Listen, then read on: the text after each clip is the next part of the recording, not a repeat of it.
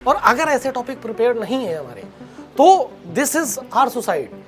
हम फिर क्लियर कर रहे हैं कि इससे प्रीलिम्स नहीं निकलेगा। जो सनलाइट आज हमारे पास आ रही है वो आज की बनी ही नहीं है, वो तो हजारों या लाखों साल पहले की सनलाइट हमारे पास आ रही है। कोरोना की वजह से अर्थ का temperature 15 degree Celsius average temperature है। अगर कोरोना ना होती तो अर्थ में शायद हमेशा आइस एज बना रहता है। आवर सन हमारा स्टार, सोलर सिस्टम का किंग, और सन हमारी यूपीएससी के प्री के लिए बहुत इंपॉर्टेंट टॉपिक है।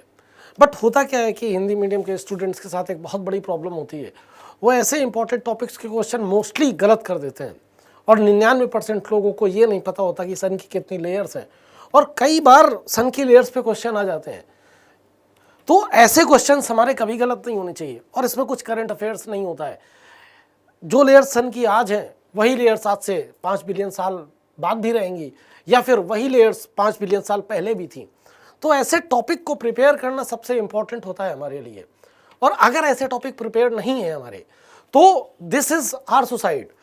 हम फिर क्लियर कर रहे हैं कि इससे प्रीलिम्स नहीं निकलेगा हमारा, अगर ऐसे टॉपिक प्रिपेयर नहीं है। तो ऐसे टॉपिक्स की प्रिपरेशन बहुत ज़्यादा इंपॉर्टेंट है अगर यूपीएससी का प्रीलिम्स निकालना है, क्योंकि यूपीएससी के प्रीलिम्स के लिए एक चीज़ तो आपसे कह दी जाती है कि that it is the iron gate और ये बहुत डिफिकल्ट एग्जाम है। No, it is not that much of the difficult exam, because I have cleared UPSC prelims many a times। और इतना भी डिफिकल्ट नहीं है। अगर आपके फंडामेंटल्स बहुत अच्छे से क्लियर हैं तो this iron gate is very very easy to crack. बहुत आसान हो जाता है हमें यूपीएससी का प्रीलिम्स निकालना।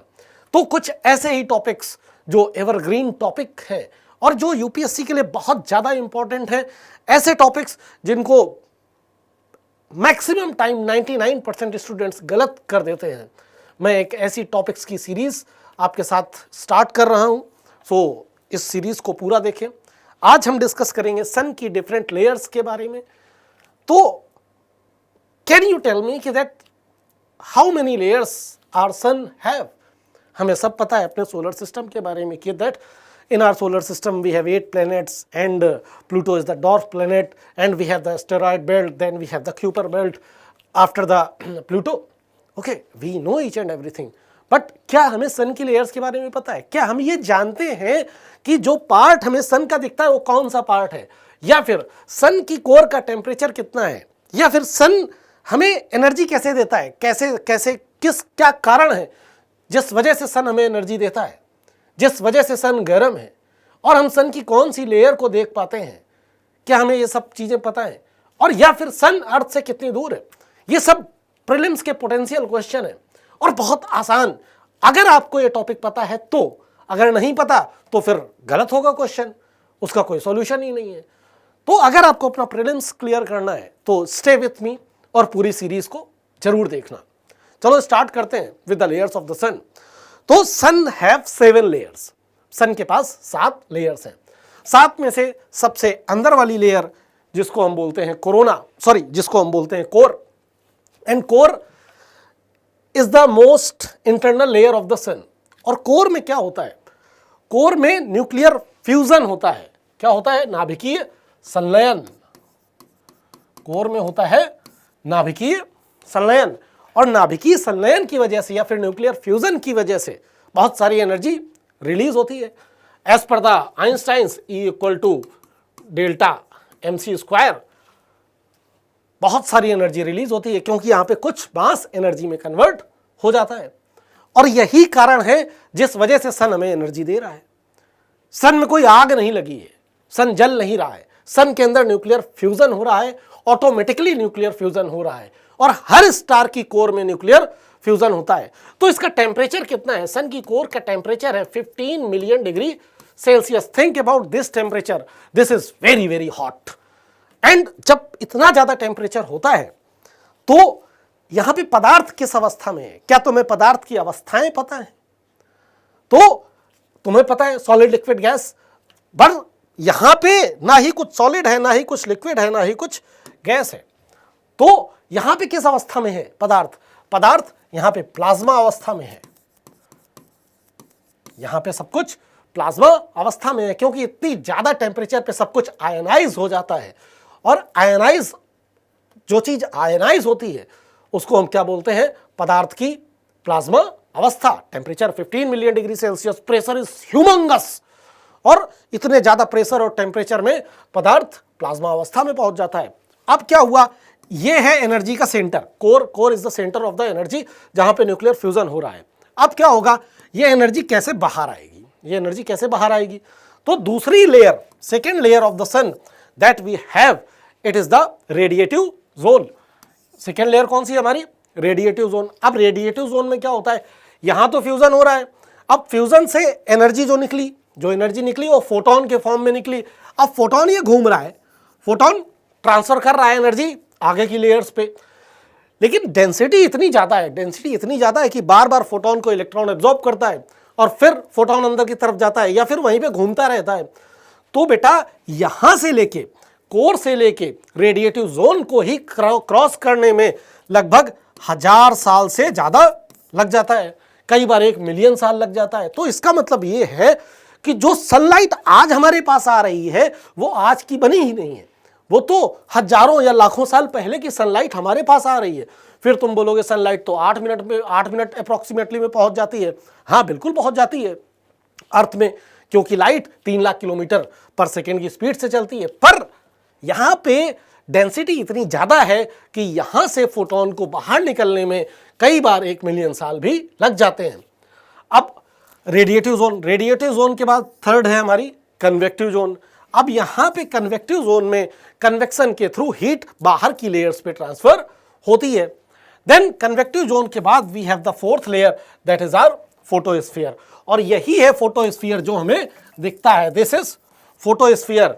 फोटोस्फीयर के अंदर की हम कोई भी लेयर नहीं देख सकते हैं, ना ही हम कोर देख सकते हैं, ना ही हम रेडिएटिव जोन देख सकते हैं, ना ही हम कन्वेक्टिव जोन देख सकते हैं। हमें जो दिखता है वो क्या है, फोटोस्फीयर। अब टेम्परेचर की बात करते हैं। सन की जो कोर है उसमें 15 मिलियन डिग्री सेल्सियस टेम्परेचर है, क्योंकि ये हीट सोर्स है। अब जैसे जैसे तुम हीट सोर्स से दूर जाओगे वैसे वैसे टेम्परेचर कम होने लगेगा। तो जब हम कोर से लेके फोटोस्फीयर तक पहुंचे, जब हम कोर से लेके फोटोस्फीयर तक पहुंच गए, तो अब फोटोस्फीयर पे टेम्परेचर है 5500 डिग्री सेल्सियस के आसपास। In the photosphere of the sun that we can see with our bare eyes, या फिर जिस लेयर को हम देखते हैं उसका टेम्परेचर कितना है, 5500 डिग्री सेल्सियस। पर इसके बाद फोटोस्फीयर के बाद एक लेयर है दैट इज आवर क्रोमोस्फीयर।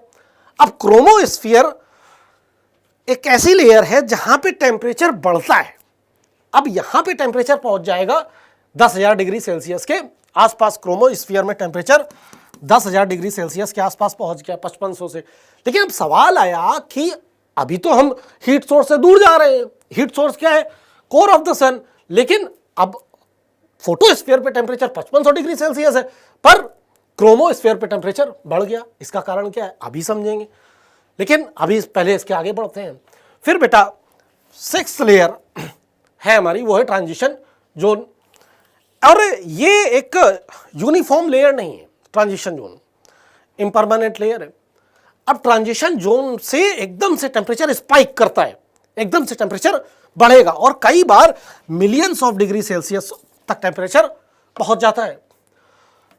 फिर उसके बाद सबसे आउटर मोस्ट लेयर है हमारी कोरोना, और कोरोना में टेम्परेचर इतना ज्यादा बढ़ चुका होता है कि कुछ टाइम ये सम मिलियन डिग्री सेल्सियस टेम्परेचर पहुंच गया, कुछ millions of degree Celsius. 1 million मतलब 10 लाख डिग्री सेल्सियस टेम्परेचर पहुंच गया। अब टेम्परेचर इतना ज्यादा बढ़ क्यों गया कोरोना में, ये एक बहुत बड़ा सवाल है। कोरोना तो सन की सबसे आउटर मोस्ट लेयर है, इसके बाद भी टेम्परेचर इतना ज्यादा कैसे बढ़ गया? और क्योंकि ये तो हीट सोर्स से सबसे ज्यादा दूर, फिर भी टेम्परेचर बढ़ रहा है, तो इसका क्या कारण हो सकता है? तो scientist are not sure till the date कि that what can be the reason, या फिर इसका क्या कारण हो सकता है। लेकिन एक कारण साइंटिस्ट ने बताया कि दैट इसका कारण हो सकता है एल्फन वेव्स।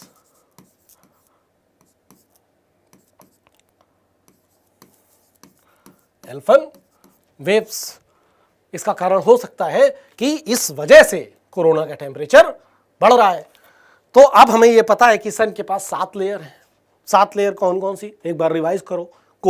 कोर में है maximum temperature that is 15 million degree Celsius. Core में हो रहा है क्या? न्यूक्लियर फ्यूजन या फिर नाभिकीय संलयन, और नाभिकीय संलयन की वजह से एनर्जी निकल रही है। कोर के बाद हमारे पास है रेडिएटिव जोन।